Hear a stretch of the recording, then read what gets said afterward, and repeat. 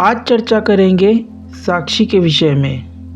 आध्यात्मिक जगत में यह साक्षी शब्द अति प्रसिद्ध है। आप सभी ने अनेक बार ऐसा सुना ही होगा कि आत्मा साक्षी है। खेद की बात यह है कि जनमानस में ऐसी अवधारणा परिव्याप्त हो रखी है कि आत्मा अथवा परमात्मा इस जगत को, हमारे विचारों को, भावनाओं को, घटनाओं को, सब कुछ को जानता है। वह सब कुछ का दृष्टा है, इसलिए वह साक्षी है। लेकिन ऐसा बिल्कुल भी नहीं है। आप और आपका जगत इतना महत्वपूर्ण नहीं है कि कोई साक्षी नामक सत्ता उसको जाने, कोई परमात्मा अथवा आत्मा उसको जाने। ये बातें चोट करेंगी, पर कुछ किया भी नहीं जा सकता। एक प्रश्न भी इस संबंध में हमारे पास आया है। प्रश्न इस प्रकार से है, महाराज जी, एक सत्संग के अंत में आप कहते हैं कि साक्षी क्या है? क्या यह समझ सही है कि दृष्टा हमारा व्यक्तिपरक मैं का भाव है, जो हर दृश्य से जुड़ जाता है, जैसे कि मेरा विचार, मेरा शरीर, मेरा मकान, मेरा शहर आदि इत्यादि? साक्षी शुद्ध मैं है, जो कि कभी नहीं बदलता और केवल अपने होनेपन को जानता है। तो चर्चा को शुरू करते हैं। इसी चर्चा में इस प्रश्न का भी समाधान हो जाएगा। चर्चा शुरू करते हैं अष्टावक्र गीता के एक सूत्र के साथ। इन्हीं शास्त्रों से ही यह साक्षी शब्द आया है। ये शास्त्र ही तो कहते हैं कि आत्मा साक्षी है। इसलिए इन्हीं शास्त्रों की विवेचना से सही दिशा, आत्मा के साक्षी होने की बात का सही अभिप्राय हमें प्राप्त हो सकेगा। यह अष्टावक्र गीता के प्रथम प्रकरण का 12वां सूत्र है। मुनि अष्टावक्र राजा जनक से कहते हैं, आत्मा साक्षी विभु पूर्ण एको मुक्त चिदिक्रिया असंगो निष्प्रह शांतो भ्रमात् संसार वानिव। अर्थात आत्मा साक्षी है, व्यापक है, पूर्ण है, एक है, मुक्त है, चैतन्य स्वरूप है, क्रिया रहित है, असंग है, निष्प्रह है, शांत है। यह ब्रह्म से संसारी जैसा भासता है। मुनि अष्टावक्र इस सूत्र में विधेयात्मक तरीके से 10 बातें, 10 लक्षण आत्मा के विषय में बताते हैं कि आत्मा वस्तुतः क्या है। फिर सूत्र के अंत में वह कहते हैं कि भ्रम के कारण आत्मा संसारी जैसा भाषा करता है।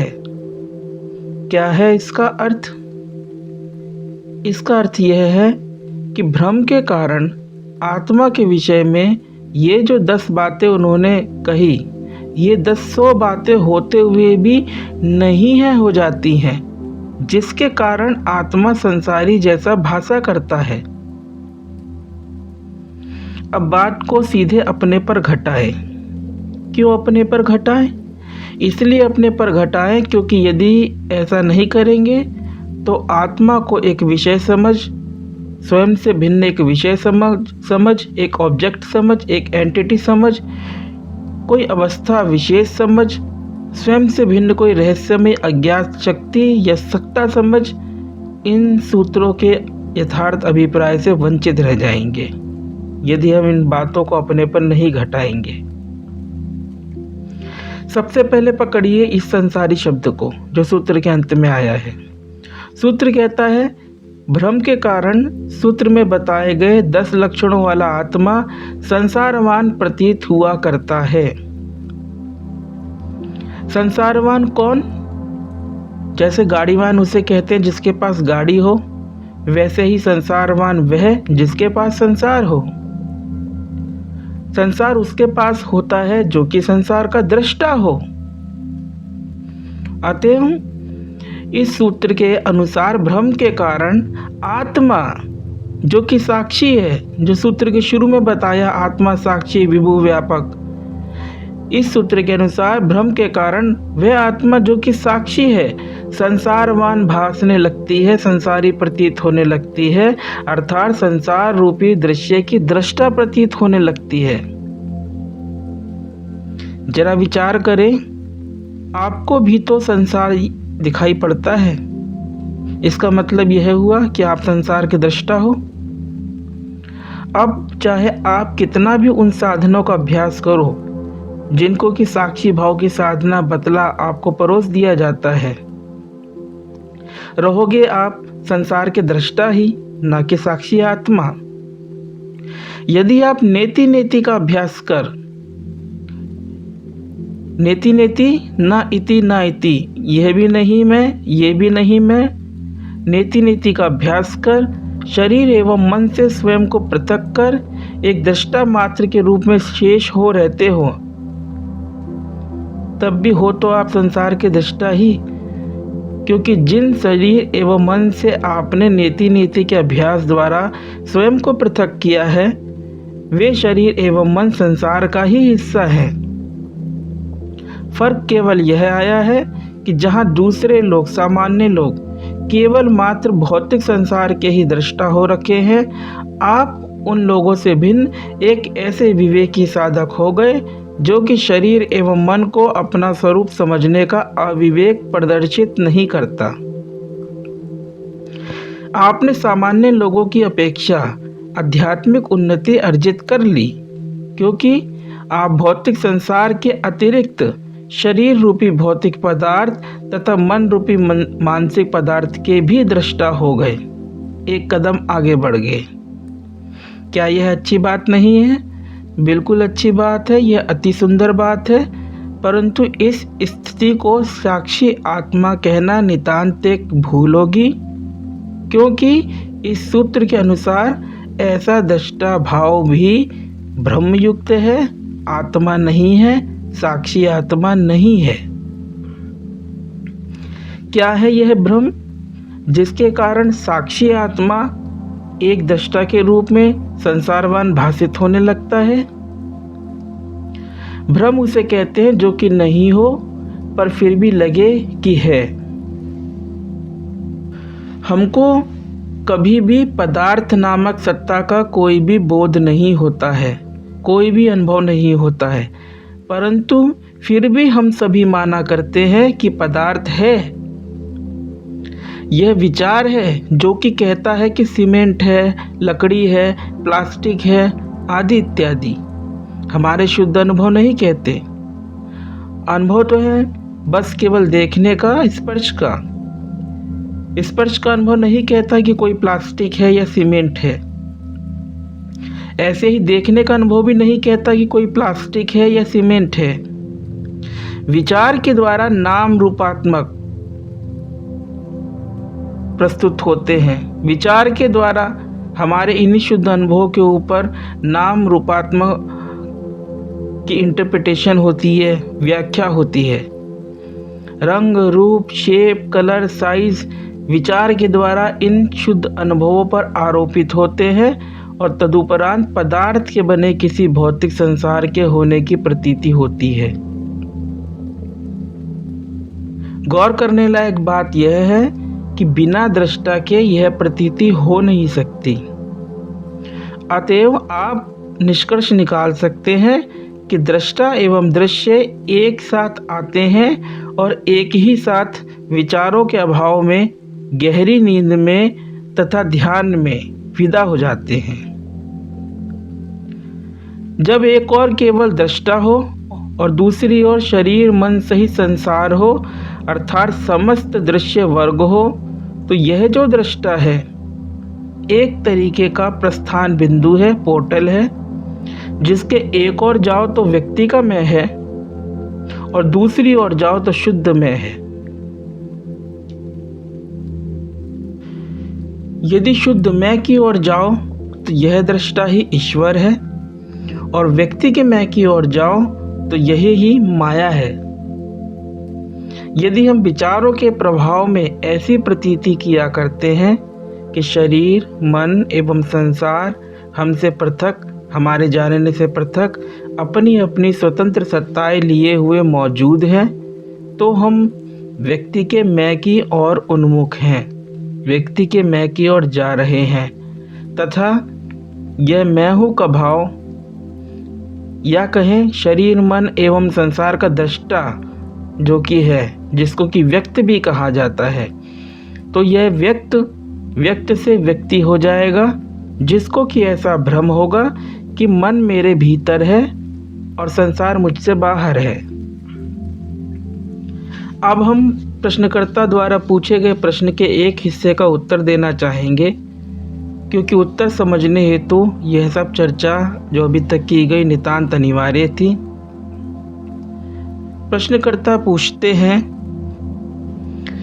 क्या यह समझ सही है कि दृष्टा हमारा व्यक्तिपरक मैं का भाव है, जो हर दृश्य से जुड़ जाता है, जैसे कि मेरा विचार, मेरा शरीर, मेरा मकान, मेरा शहर आदि आदि। आप ऐसा समझिए कि जैसे किसी वृक्ष का मूल, उसका बीज तो होता है, परंतु बीज बीज ही होता है, वृक्ष कदापि नहीं। बीज को वृक्ष के रूप में रूपांतरित होने हेतु जैसे खाद, पानी, धूप आदि अनेक उपादान चाहिए, ठीक वैसे ही इस दृष्टा को, जो कि सूत्र में बताए आत्मा के साक्षी आदि 10 बातों के होते हुए भी साक्षी नहीं है, इसको बोध नहीं है, क्योंकि इस दृष्टा को विचारों के प्रभाव से ऐसी प्रतीति है कि शरीर, मन एवं संसार उससे पृथक अपनी अपनी स्वतंत्र सत्ताएं लिए हुए मौजूद है। ऐसा इसका भ्रम है, अर्थात उस विवेकी साधक का भी भ्रम है, जिसने कि नेति नेति के विचार द्वारा स्वयं को शरीर एवं मन से पृथक कर लिया है। यह स्थिति साक्षी आत्मा नहीं है, बल्कि वह प्रस्थान बिंदु है, जहाँ से वह अपने मैं हूँ के भाव रूपी व्यक्त से अव्यक्त आत्मा के रूप में अपनी पहचान को, बोध को प्राप्त हो सकता है। परंतु विचारों के कारण शरीर, मन एवं संसार रूपी दृश्य वर्ग की यदि स्वयं से पृथक सत्ता की उसे प्रतीति है, तो यही मैं हूँ का भाव मैं यह हूँ के रूप में, व्यक्ति के रूप में प्रतिभासित होगा। जैसे बीज को वृक्ष के रूप में रूपांतरित होने हेतु खाद, पानी, मिट्टी आदि चाहिए होते हैं, ठीक वैसे ही इस व्यक्त रूपी मैं हूँ के भाव को व्यक्ति के मैं के रूप में रूपांतरित होने हेतु, प्रतिभासित होने हेतु शरीर, मन एवं संसार रूपी दृश्य समुदाय में से शरीर तथा मन चाहिए, ताकि वह यह प्रतीति कर सके कि मैं शरीर हूँ, संसार मुझसे बाहर है और मन मेरे भीतर है। इससे यह निष्कर्ष प्राप्त होता है कि व्यक्ति का मैं हमेशा ही अनिवार्य रूप से यह के साथ होता है, अन्यथा नहीं। हम फिर से बोल देते हैं कि व्यक्ति का मैं हमेशा ही अनिवार्य रूप से यह के साथ होता है, अन्यथा नहीं। यह से अर्थ है वह जिसके साथ मेरा, मेरी, मुझे, मुझको आदि शब्दों का हमारा व्यवहार है। जैसे कि हम बोला करते मेरा शरीर, मेरा मन, तो हम मैं यह हूँ की पोजीशन में आ जाते हैं बोलते ही। एक व्यक्ति के रूप में अपनी सत्ता समझने लग जाते हैं, ना कि उस व्यक्त मैं हूँ के भाव के रूप में। इस व्यक्ति के मैं की सत्ता तब ही है जबकि कुछ ऐसा विद्यमान है जिसको कि यह मेरा है, मेरा नहीं है, मुझे चाहिए, मुझे नहीं चाहिए, मेरी है, मेरी नहीं है आदि बातें कह सके। उदाहरण से समझिए, जब आप कहते तेरा शरीर या तेरा शहर, तब भी आप ना कहते हुए भी कहते हैं कि कुछ और विद्यमान है जो कि मेरा शरीर है, मेरा शहर है। इसलिए आपने जो अपने प्रश्न में यह बात लिखी कि यह व्यक्ति परक में मेरा शरीर, मेरा मकान आदि दृश्य से जुड़ जाता है, तो आपकी यह बात अधूरी सी बात है, क्योंकि जैसा कि अभी हमने बताया कि मेरा के बजाय यदि तेरा शरीर, तेरा मकान भी बोलेंगे तब भी बात वही होगी, अर्थात व्यक्ति के मैं की मिथ्या सत्ता प्रतिभासित होगी। तेरा कहने से भी मेरा आ जाता है, तुझको कहने से भी मुझको आ जाता है, तेरी कहने से भी मेरी आ जाता है। अर्थात व्यक्ति का मैं प्रतिभाषित हो ही जाता है। इसके अतिरिक्त यह भी समझिए कि जिसको आप जुड़ना कह रहे हो उस जुड़ने में भेद है। शरीर के साथ जुड़ने में, मेरा शरीर कहने में अहंता और ममता ये दो तत्व विद्यमान हैं, जबकि शरीर आदि भौतिक वस्तुओं के साथ जुड़ने में केवल मात्र ममता विद्यमान है। शरीर को आप मैं भी कहते हो तो अहंता आ जाती है, और मेरा भी कहते हो, मेरा शरीर, तो ममता आ जाती है। जबकि शरीर आदि वस्तुओं को सिर्फ मेरा मेरी कहते हो, उनसे ममत्व रखते हो, ना कि स्वरूप की एकता। आप कभी नहीं कहते कि मैं शहर हूँ या मैं मकान हूँ, लेकिन शरीर के साथ में आप ऐसा कहते हो कि मैं शरीर। जब कहते हैं कि मैं उठा तो शरीर के साथ में मैं की एकता आ गई, ये हो गई अहंता। और जब कहते हैं कि मेरे शरीर में दर्द हो रहा है, तब शरीर के साथ में आ गई ममता। इस तरीके से अहंता और ममता हम शरीर और मन के साथ में रखते हैं। इसके अतिरिक्त और जो वस्तुएं होती हैं, मेरा कार, मेरा शरीर, इनके साथ केवल मात्र ममता रखते हैं, अहंता नहीं रखते, स्वरूप की एकता नहीं रखते। इस प्रकार से किसी भी दृश्य के साथ में जुड़ने में भेद है। ऐसा कहना यथार्थ नहीं है कि व्यक्ति का मैं कुछ से जुड़ जाता है। ऐसी बातें आपको हमको समझाने हेतु ही कही जाती है। सही बात तो यह है कि व्यक्ति के मैं की प्रतीति होती है कि कोई भीतर है जो कि इन सब दृश्यमान पदार्थों को जान रहा है। तो ये प्रतीति विचार के कारण है। विचार के कारण ही ऐसा है, स्मृति के कारण ही ऐसा है।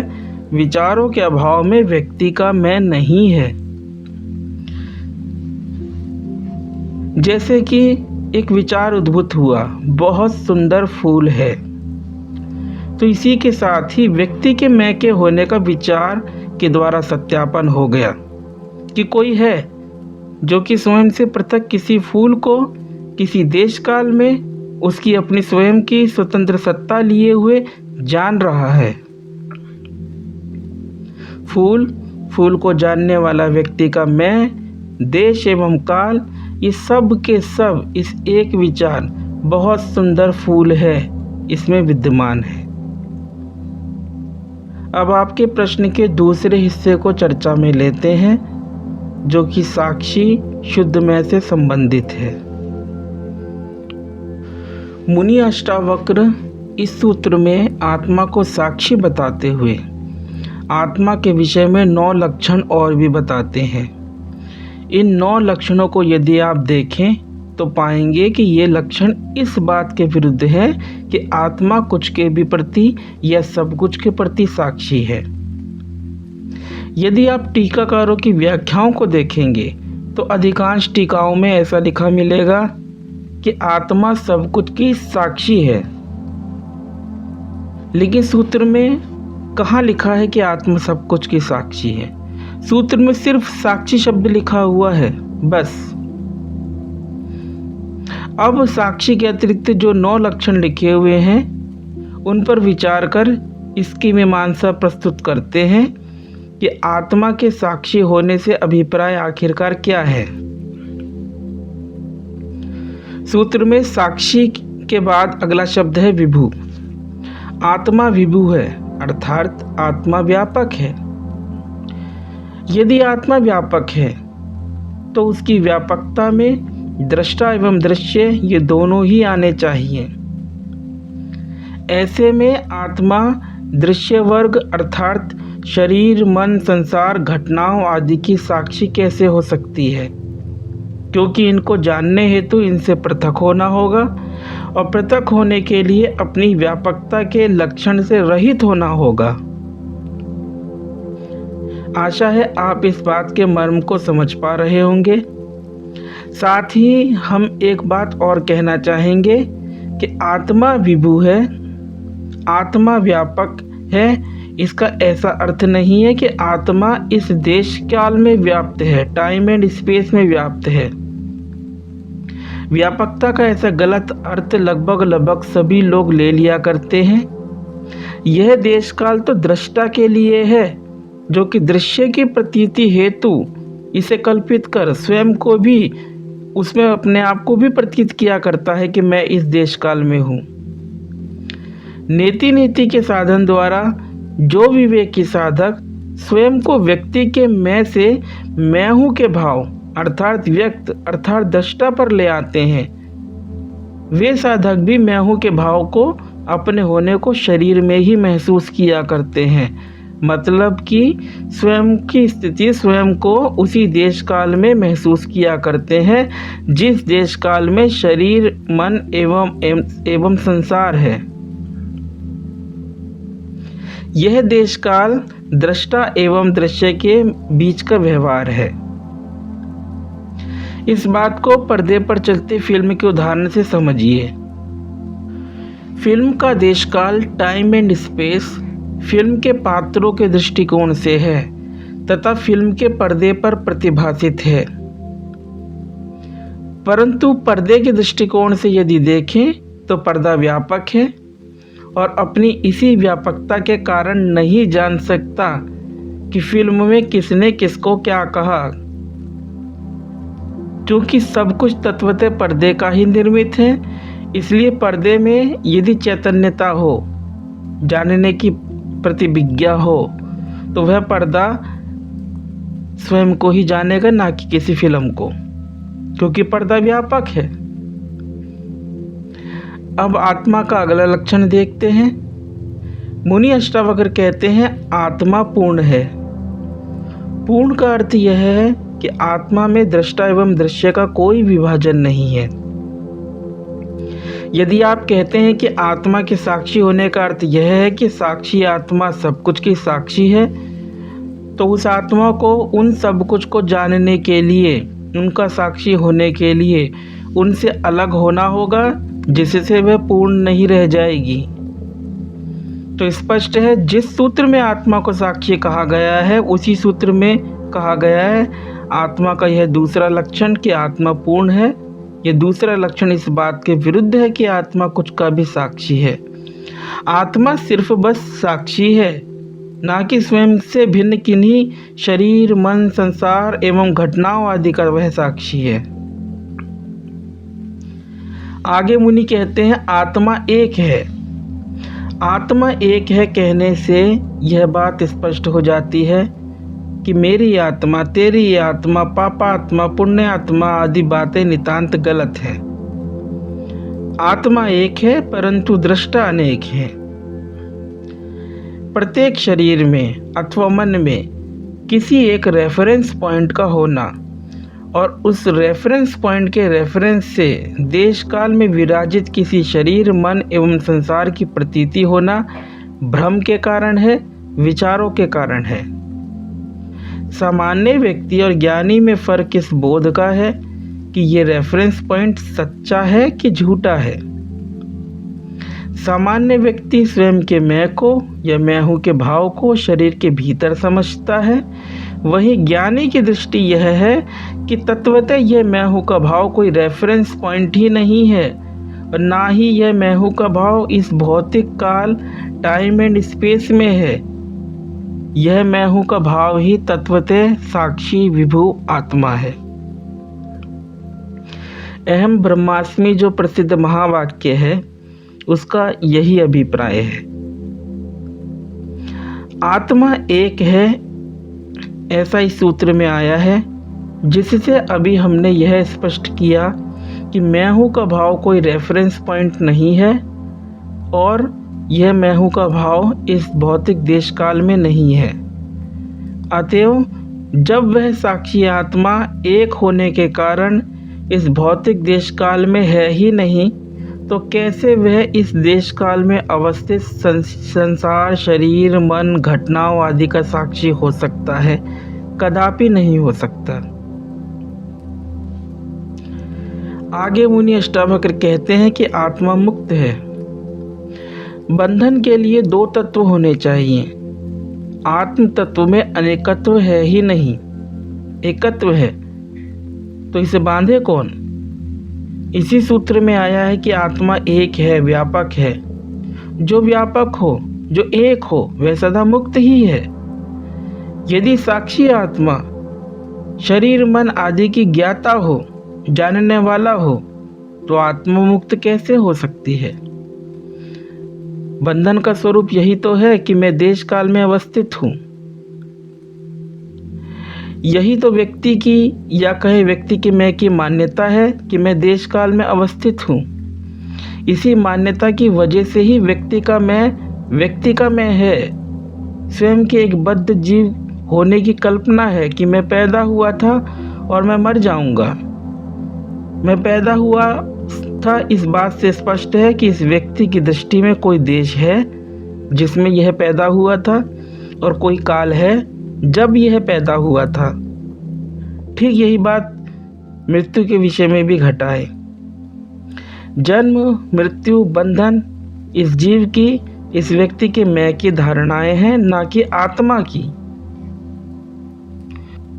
आत्मा या कहे शुद्ध में इन धारणाओं से रहित है, इसलिए मुक्त है। वह इस जीव की इन धारणाओं की साक्षी कदापि नहीं है किसी जन्म मृत्यु की, क्योंकि इन धारणाओं के साक्षी होने के लिए उसे भी उसी देश काल में होना होगा जिस देश काल में ये कथित जन्म मृत्यु के घटित होने की बातें हैं। चूंकि आत्मा मुक्त है, इसलिए यह कुछ की भी साक्षी नहीं है, ये स्वयं की साक्षी है। आगे मुनि कहते हैं आत्मा चैतन्य स्वरूप है। अधिकांश लोग चैतन्य का अर्थ लिया करते जीवंतता,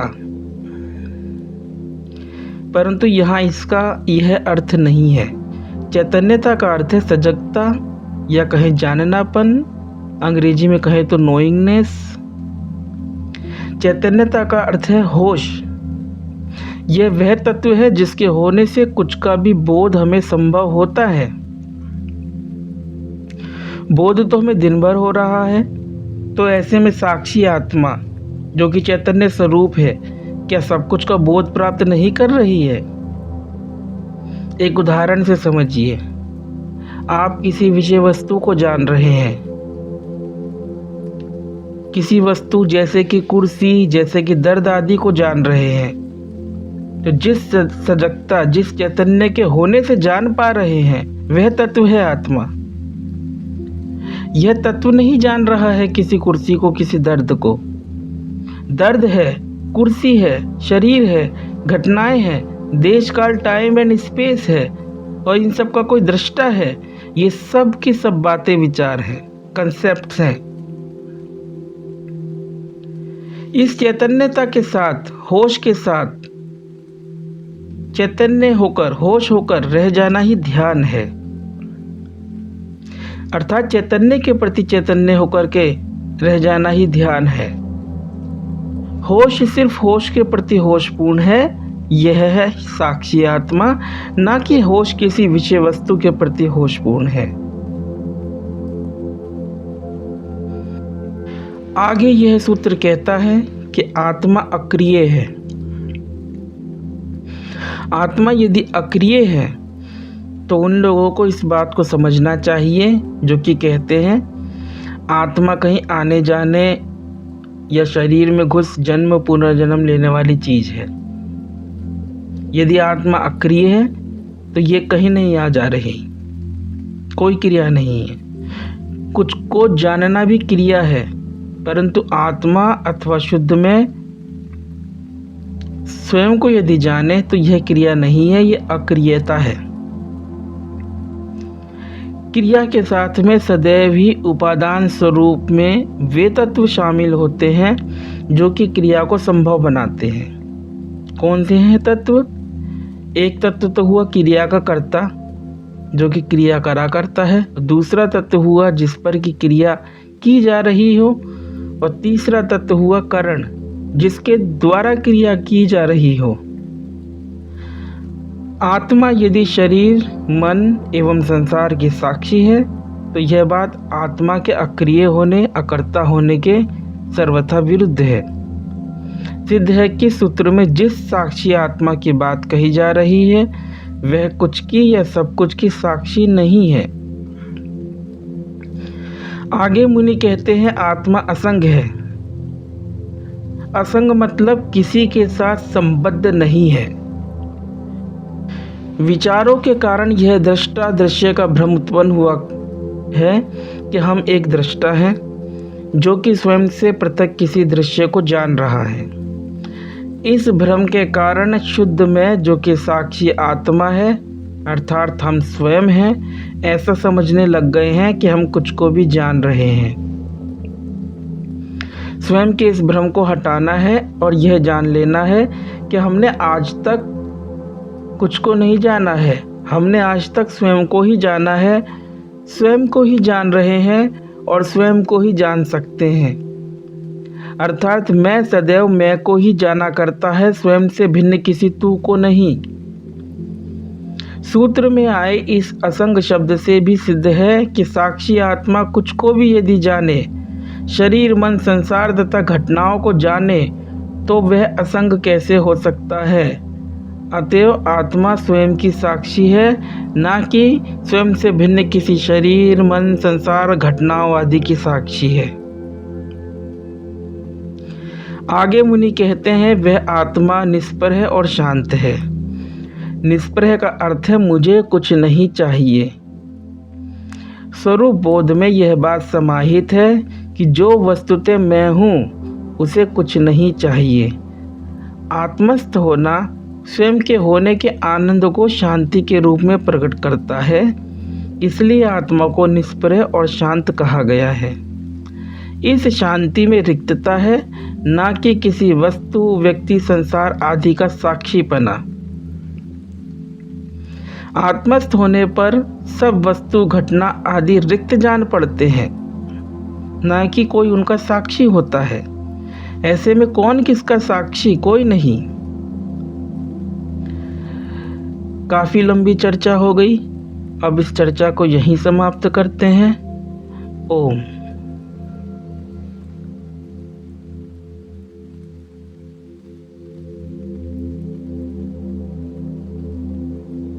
अगर आपको यह वीडियो पसंद आया है तो वीडियो को लाइक जरूर करें और चैनल को सब्सक्राइब कर इस ज्ञान के प्रवाह में अपनी श्रद्धांजलि अर्पित करें।